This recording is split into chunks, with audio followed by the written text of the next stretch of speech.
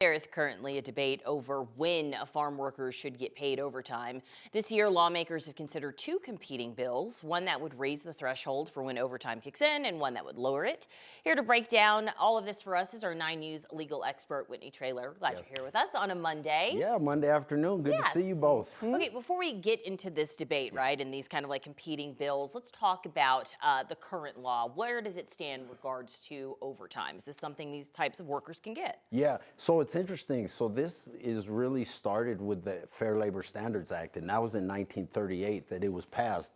And actually they came up, the Congress and the Roosevelt administration came up with the Grand Compromise. And so what they did was they governed overtime laws and child labor laws, but they excluded agriculture and domestic workers because they were overwhelmingly black, and Congress was very explicit that they didn't want to give the same protections to black workers as they did to white workers.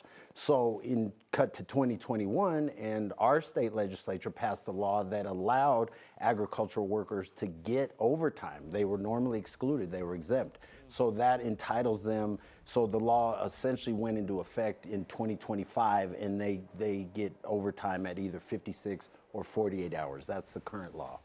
Because a lot of them are pulling in overtime. So what is the current law when it comes to every other job aside from the ones that have been excluded here in Colorado? Right, so it's that be? governed, yeah, as I mentioned, with the Fair Labor Standards Act. And so if you're exempt from overtime, you're a salaried employee, for example, you don't get overtime. But people who do qualify for overtime, it's more than 40 hours in a week or 12 hours in a workday, you're entitled to time and a half.